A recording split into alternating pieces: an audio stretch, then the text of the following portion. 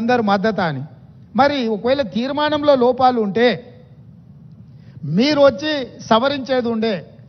లేదు, మీ ప్రతినిధిగా మాట్లాడిన హరీష్ రావు గారు ఇది తప్పు, ఈ తీర్మానంలో లోపాలు ఉన్నాయి, దీన్ని సవరిస్తున్నామని తీర్మానం సవరించి ప్రతిపాదించేది ఉండే.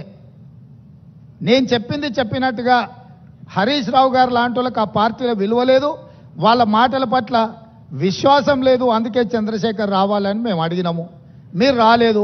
ఇవాళ అంటున్నాడు ఆయన, ముఖ్యమంత్రి గారు అఖిలపక్షాన్ని ఢిల్లీకి తీసుకెళ్లాలని.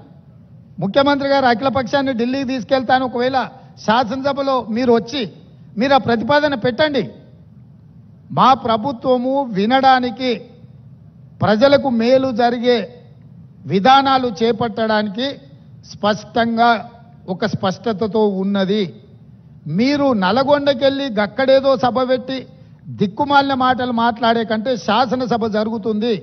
ప్రధాన ప్రతిపక్ష నాయకుడిగా 10 సంవత్సరాలు ముఖ్యమంత్రిగా పనిచేసిన మీరు, 20 ఏళ్ల నుంచి తెలంగాణ కోసం కొట్లాడినని చెప్పుకునే మీరు సభకి ఎందుకు రావడం లేదు? ఇవాళ బెదిరించి బతకాలని చూస్తున్నాడు, బ్లాక్మెయిల్ చేసి బతకాలని చూస్తున్నాడు కేసీఆర్ గారు. మమ్మల్ని వెంటాడతాడంట ఆయన. అయ్యా రా, మంచిది, మేమేం అల్లాటప్పగా ఏమి ఇక ఆ కుర్చీలో కూర్చోలే. ప్రజల దగ్గరికి వెళ్ళి ప్రజలు ఓట్లేసి ప్రజలు ఎన్నుకున్న ప్రభుత్వం అక్కడ ఉంది. నీలాక ఉద్యమ ముసుగులో మంది పిల్లలను చంపి మేము కుర్చీ ఎక్కలేదు. చచ్చిపోయిన కుటుంబాలను ఆదుకుంటూ మేము ఇవాళ ప్రభుత్వాన్ని ఏర్పాటు చేసినాము. ఏర్పాటు చేసిన ప్రభుత్వంలో మేము ప్రజలకు అవసరమైన నిర్ణయాలు తీసుకుంటున్నాము. నిజంగానే నేను చంద్రశేఖరరావు గారిని సూటిగా అడుగుతున్నా, మీరు ఈ లోపాలలో, కాళేశ్వరంలో జరిగిన అవినీతిలో మీకు భాగస్వామ్యం లేకపోతే మీరు ఎందుకు భయపడుతున్నారు కాళేశ్వరం రావడానికి? మీరెందుకు చర్చకు రావడం లేదు?